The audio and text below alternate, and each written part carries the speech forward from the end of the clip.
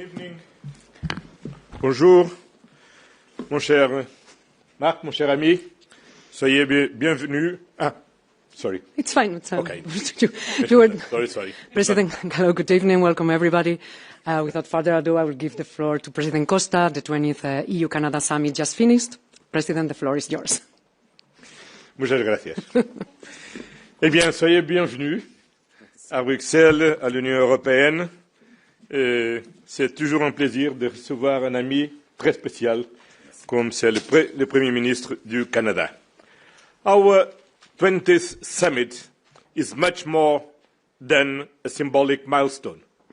It is a powerful political statement. The European Union and Canada are among the closest allies in the transatlantic space. We see the world through the similar lens, and we stand for the same values. We have always stood by each other, and we will continue to do so. Building upon these very solid foundations, we have agreed to forge even stronger bonds. With the support of the 27 member states, we will take our strategic relationship to an unprecedented level of closeness. That's why today marks a turning point in our history. First, on defence. We have just signed the European Union-Canada Security Defence Partnership. It is a reflection of our mutual commitment to peace, transatlantic security, and deeper cooperation in building defence capabilities.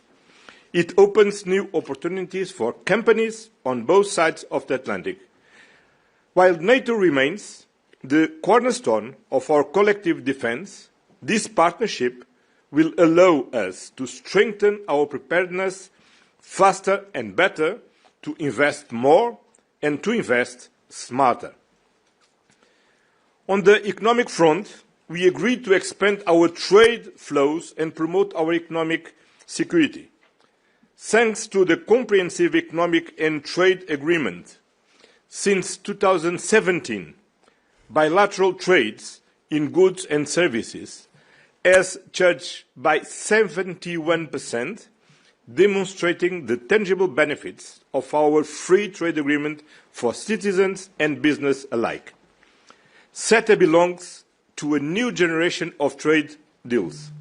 It protects workers, preserves the environment, and safeguards our trademarks. Now, we are working on expanding this relationship and broadening our cooperation. Our new joint agenda will allow us to work more closely in the fields of digital trade, energy security, labour mobility, and the supply of critical raw materials. We will join forces in the global race for artificial intelligence and other breakthrough technologies. And we will also foster people-to-people ties and promote exchanges in education and innovation, while firmly defending academic freedom. Together, we will fight climate change. Global problems require global collaboration, and the European Union and Canada can rely on each other. Our prosperity is interlinked, and together we are stronger. The summit could not be more timely. After the G7 in Kananaskis, the day before NATO summit, and the week of the European Council will discuss Europe in the world. Together, we continue to uphold the values that unite us. At a time when the rules-based international order is under pressure, when multilateralism is under attack, the European Union and Canada stand out as responsible, predictable, and reliable partners. Thank you. Thank you very much, Madam President. Yes, thank you very much. Thank you, Antonio, Prime Minister, dear Mark. At our last summit, it was an honor to visit St. John's, Newfoundland, which has a very special place in my heart because this is the place where my husband landed at the 9/11 attacks. And it was a time where my husband and later on me, we felt the warmth and the hospitality of the people of Newfoundland firsthand. Now, dear Mark, I've seen the beauty of Alberta in Kananaskis. You have indeed a vast country, and I'm happy to see more of it. Same goes for you, Antonio. So we'll be back, and we're very curious to see where you will lead us to, perhaps to the Arctic, which is so important to both of us, and where we have been so clear about the EU support to our Greenlandic partners. Dear Mark, you took the helm of the G7 presidency in challenging times, and you delivered. You brought countries together at a moment when unity is more vital than ever. You helped bring focus to pressing issues, encouraged frank exchange, and you said at this moment we have to turn the many challenges into change. That is what we are doing today as we meet here in Brussels. As the saying goes, hard times reveal true friends. In these challenging times, we're taking huge steps forward to deepen our strategic partnership. And let me start with defence. Canada and the European Union have been working closely on this for years, both bilaterally and in NATO. Canada has been leading NATO's enhanced forward presence in Latvia since 2014. You're making Europe's eastern flank stronger and safer. And today we're stepping up our cooperation. As you said, we signed a security and defence partnership. It will strengthen Canada's role in Europe's rapidly evolving defence architecture. And it's just the beginning. We will now swiftly launch talks on Canada's access to a joint military procurement instrument. We call it SAFE. It's 150 billion euros. And together we will define where our cooperation can have the most value added and where we should channel joint investments. It will be good for our industries, it will be good for our people, and it will be good for the transatlantic security too. And of course it will be good for our continued support to Ukraine, because the more we invest in the highly innovative Ukrainian industry, the more the industry will be capable and the better Ukraine can defend itself. Dear Mark, Canada has shown incredible generosity to Ukraine, training almost 45,000 troops, welcoming the refugees. Today, Ukraine needs our support more than ever, and you made it clear in Kananaskis last week. We are determined to explore further sanctions to maximize pressure on Russia to come to the negotiation table. So far, the European Union and its member states have mobilized almost 150 billion euros. The friends of Ukraine, all of us, we must now plan for more support for 2026 and beyond. And of course, our focus is turned to the Ukrainian Recovery Conference in Rome in July. And as a key member of our donor platform, Canada is contributing significant financial support to Ukraine, crucial assistance for reconstruction projects, as well as invaluable technical assistance. In Kananaskis, we also discussed the importance of open, stable, and free trade among partners. It's a powerful foundation of our prosperity. CETA is our shared success story that illustrates this perfectly. And indeed, Antonio, you mentioned the 17% increase in trade since 2017 in numbers. It is, in 2023 alone, total trade reached an impressive 123 billion euros. And thanks to CETA, the EU's GDP grew by 3.2 billion, while Canada sees a 1.3 billion euro boost each year. So CETA stands as a strong symbol of the power of free and fair trade. I must say 98% of our tariffs line are zero. I repeated, zero. We know that the ratification process is still ongoing, but we are committed to get this done. That brings me to our economic security. Critical raw materials are at the heart of this effort. Canada is uniquely positioned with your unique resources. 90% of your mineral output is exported. That is music in our ears. And the European Union is, of course, proud to be the second largest customer.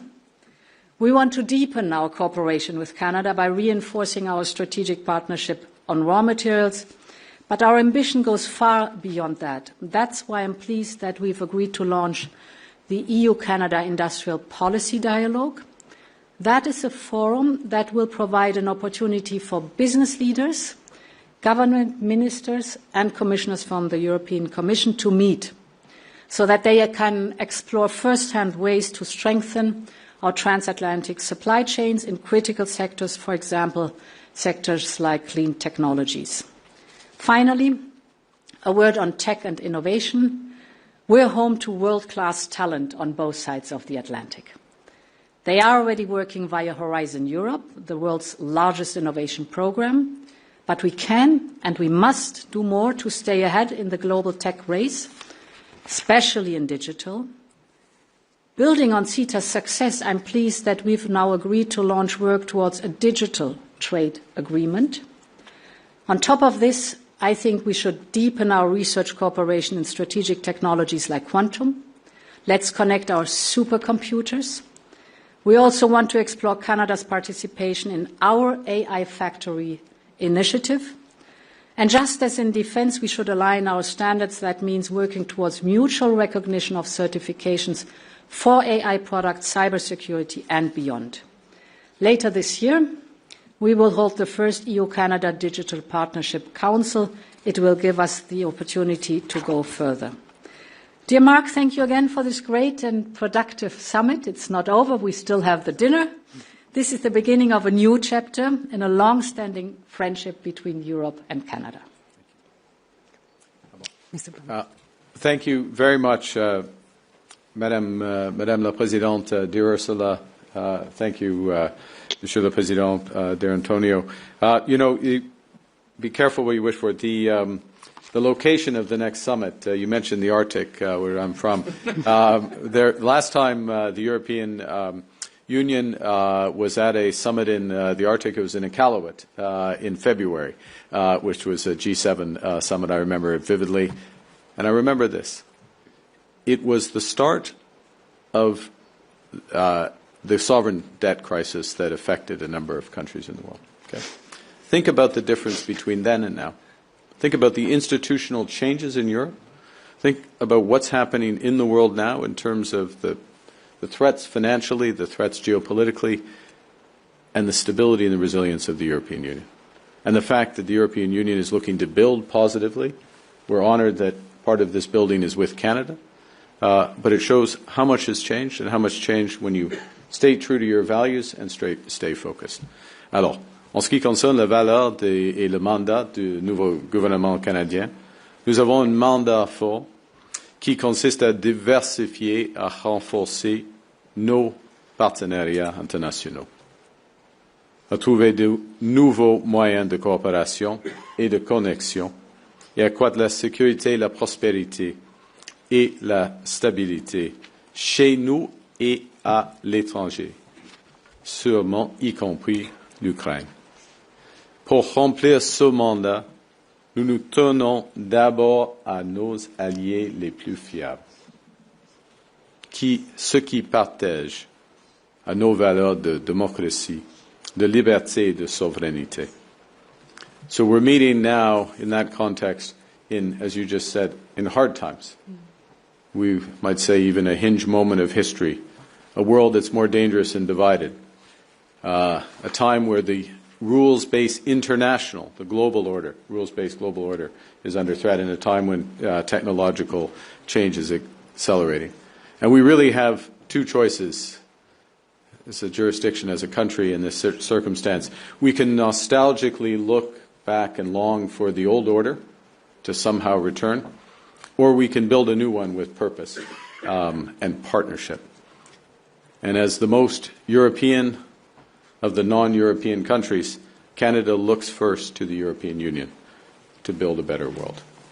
And that's what today is about. It's about building on our triple alignment of values, of interests, and of trust built over the years. And so today, this is a new era of cooperation.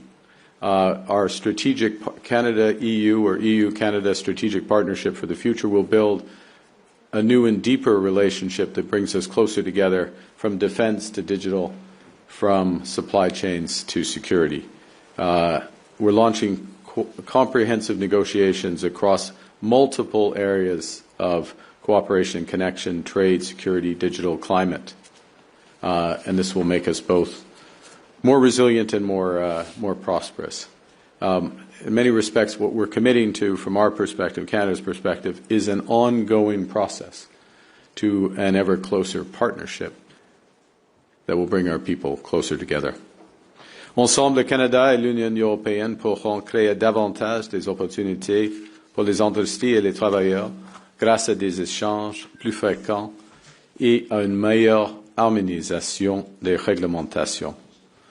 Nous pourrons être plus compétitifs grâce à des chaînes d'approvisionnement plus solides et plus stratégiques, et nous lutterons contre les changements climatiques et nous bâtirons des économies plus fortes grâce à une coopération renforcée de nos systèmes de tarification de carbone.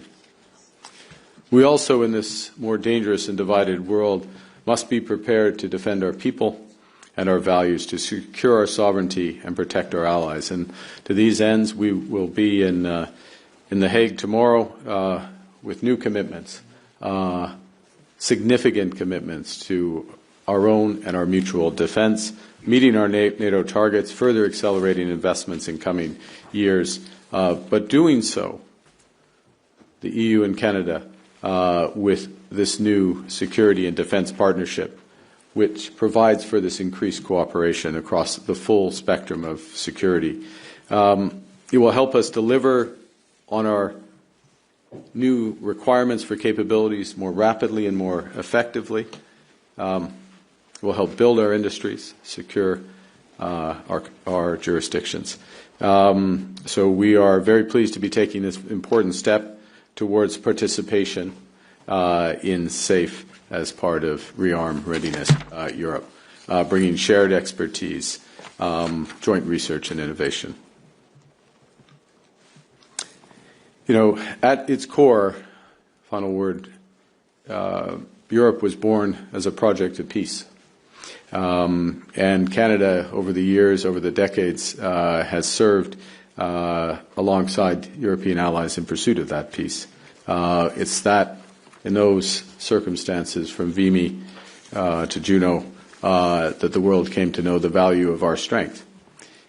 But now we're working alongside the European Union to combat climate change, to achieve the Sustainable Development Goals, and to protect, amongst other things, academic and scientific freedoms. In these ways, the world knows the strength of our values. And this partnership, which is in defense and security and economics, really builds the strength, builds those strengths in both our jurisdictions, and lives up to our values. So with that, thank you for the partnership. It's not over. As you say, we have dinner, and I know in Europe dinners are long and they involve a lot of work, at least when they're in this building. Other dinners in Europe are long and involve very little work, but this one will involve a lot of work, but so be it, because we have a lot of work to do. So with that, I'll hand back for questions. Thank you. Thank you very much, Mr. Prime Minister. We will now open the floor for some questions here in the room. The journalists will have to reach out to the microphones on both sides. Please identify yourselves and the media you work for. Sir. Good evening. Murray Brewster with CBC News. My question is for Prime Minister Carney. Prime Minister, if you could answer in both French and English, I'd appreciate it. This partnership that you've signed today, and recognizing that there is still some negotiation to do, Europe has its own defense industrial capacity challenges right now, just like Canada does. Can you explain how this particular partnership that you've signed today is going to get military equipment into the hands of the Canadian forces quickly, how it's going to expand Canada's defence industrial base, and how you're going to pay for it. Yeah. So thank you very much for the question. The first thing, in terms of the challenges / opportunities that exist both for Europe and for Canada, is that we're both embarking on major investments in our defense capacities. We have some complementarities that will allow us both to move more rapidly because we have excess capacity in certain areas. For example, one of the things we need in Canada is just straight munitions. Okay, a very simple thing. Cooperation in aerospace, where there are complementarities both in European leadership, but also some Canadian leadership as well. Complementarities in areas related to, sorry to use the jargon, but the defense industrial pledge, so related defense spending that has dual use or other uses. And President von der Leyen mentioned AI and cyber, those areas which will be incredibly important for defense. So right at the point where both of our jurisdictions need to increase to combat defense threats, we pool our resources, or we can pool much of our resources. We'll be more than the sum of the parts. And as we build up those resources, we can do those in a way that's complementary and mutually reinforcing. One of the ways we can pay for this is the fact that what we will do should be more efficient for both of us, should be more cost-effective for both of us. The second thing is to recognize that if we do this right, we will also be building our overall economic capacity, which will be part of what's self-reinforcing. Et puis, en français, en effet, c'est une question des avantages de travailler ensemble, d'avoir des synergies entre les investissements européens et celles du Canada. C'est le moment où on peut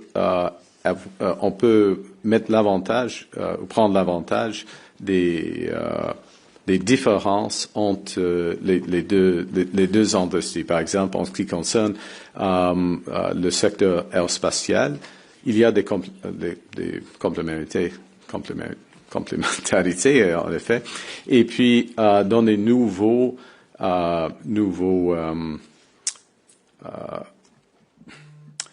compétences qui seront nécessaires, y compris l'intelligence artificielle et le cyber, la lutte contre le cyber. Encore, il y a des avantages de travailler ensemble et on va le faire. Merci. Okay, so we'll stay on this side. The next question goes for El País, please. Hello. This question is for Ms. von der Leyen and Mr. Costa from a European perspective.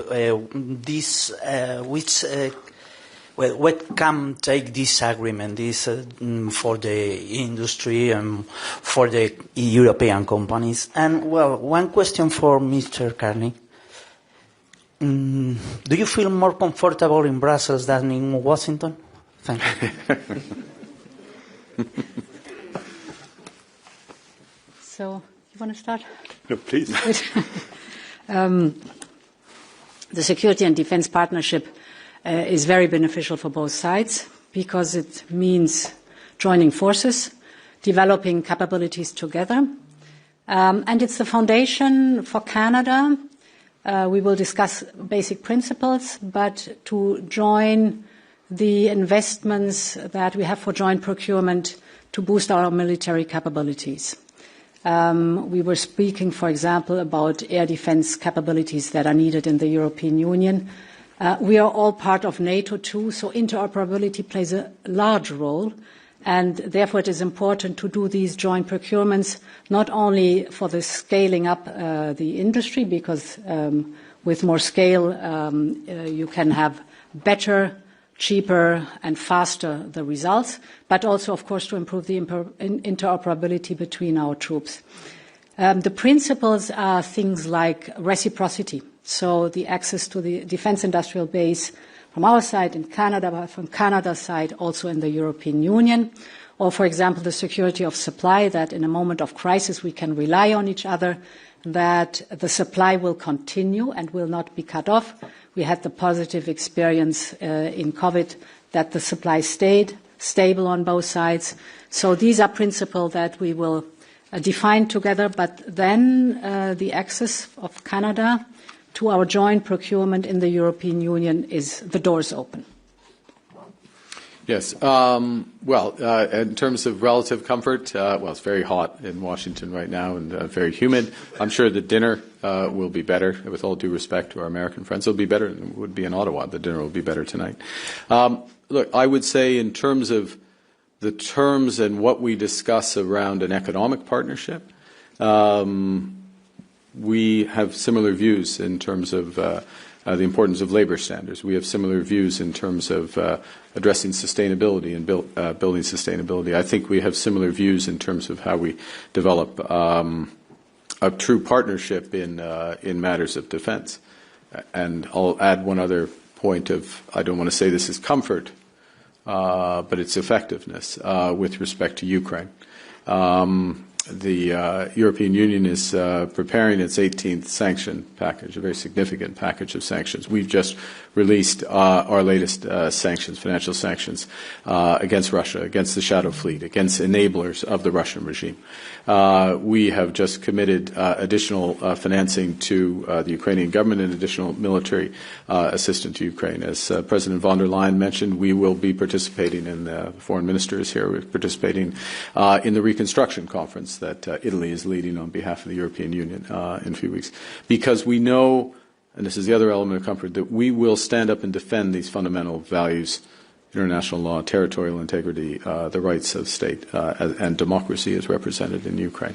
So yes, we take comfort from that alignment, and it is a very effective partnership as a consequence. Thank you. Thank you. We'll take a question from the right. The lady in green, please. Bonsoir, Valérie Gamache de Radio-Canada. Merci de nous accueillir d'abord. Monsieur Carney, si vous pouviez répondre en français et en anglais, Madame von der Leyen, si vous pouviez répondre également à la question.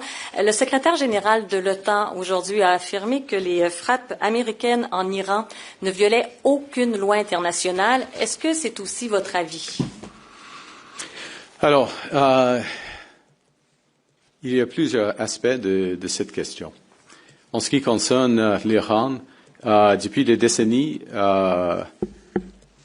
l'Iran a essayé de développer des armes nucléaires. Premier point. Deuxièmement, depuis des décennies, l'Iran a exprimé un désir d'éliminer l'État israélien. Depuis des décennies, l'État iranien, selon le Canada, a été et est encore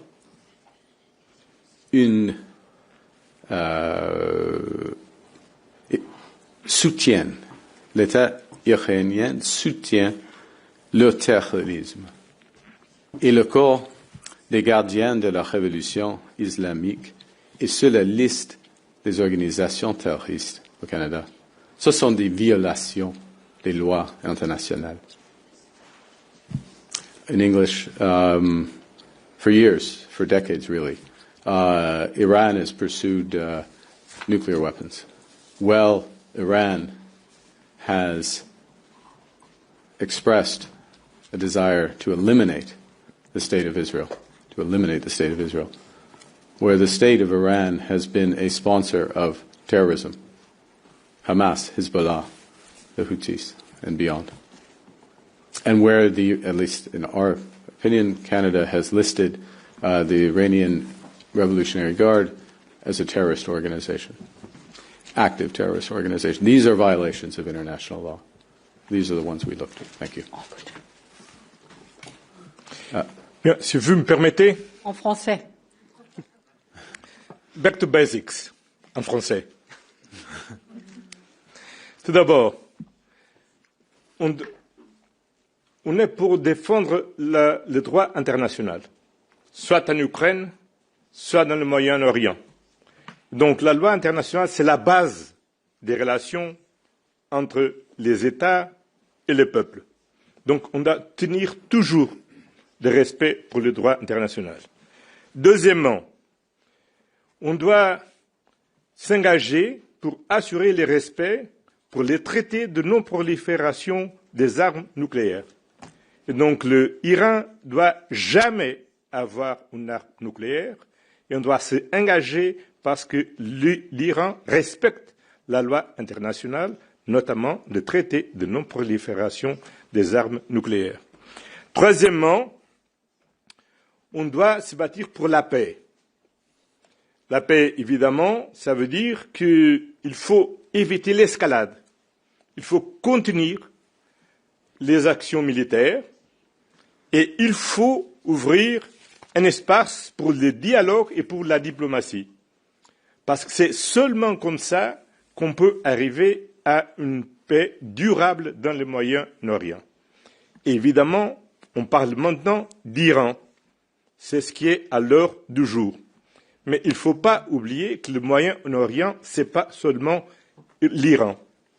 Il ne faut jamais oublier qu'on aura seulement une paix durable dans le Moyen-Orient si on arrive à avoir effectivement une solution de 2 États avec une paix entre Israël et la Palestine. Et dans le court terme, il faut qu'Israël accepte le cessez-le-feu immédiat à Gaza, arrête ses actions illégales dans la Cisjordanie et qu'ouvre les portes des frontières pour l'aide humanitaire et évidemment que le Hamas libère immédiatement tous les otages qui restent dans les mains des Hamas. Donc, c'est dans ces 4 principes fondamentaux qu'on doit regarder la question du Moyen-Orient et notamment les questions les tensions qui existent maintenant avec l'Iran. Okay, we have time for one more question. Kim. Thank you. Kim McCrail from the Wall Street Journal. I'm turning us to trade, if you don't mind. A question for President von der Leyen to begin with. On Friday, the U.S. Trade Representative's Office circulated a document it referred to as a draft agreement on reciprocal trade. It includes concessions on the Digital Markets Act, on the Carbon Border Adjustment Mechanism, and methane rules. I'd like to know from you, is the EU prepared to sign on to a deal with the U.S. that includes changes to existing regulations? And I also have one trade-related for Prime Minister Carney. What options is Canada considering besides higher tariffs on U.S. steel and aluminum if the U.S. and Canada don't reach a deal on an economic and security pact by July 21st? Thank you. So without going into details of the trade negotiations, in general, negotiations are only closed at the moment everything is negotiated. But I'm very clear on some topics that touch the sovereignty of the decision-making process in the European Union. This is for us absolutely untouchable. So we're very clear about that. Of course, we discuss tariff lines. We discuss non-tariff barriers like standards and norms, for example. We discuss strategic purchases. We discuss all these topics. But where it is the sovereign decision-making process in the European Union and its member states that is affected, this is too far. Okay. We're getting late, so I'll answer quickly. The first is that, look, what options are we considering? I'll give you an open answer. We'll do what's right for Canada. We're working hard to get a deal, but we'll only accept the right deal with the United States. The right deal is possible, but it's nothing's assured. But what we're going to do, irrespective of the outcome, is we are going to build trading relationships with like-minded partners, reliable partners, partners that are aligned with our values. It begins here, and you see the ambition in this partnership and the scope of ambition, and that's the future of trade. That's the future of trade. The future of trade is digital.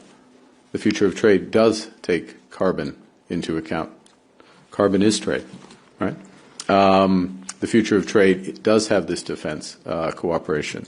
It is consistent with industrial policy, recognizing that industrial policy amongst allies, we're all going to NATO, but only some of us in NATO are talking about an allied industrial policy that will make us stronger.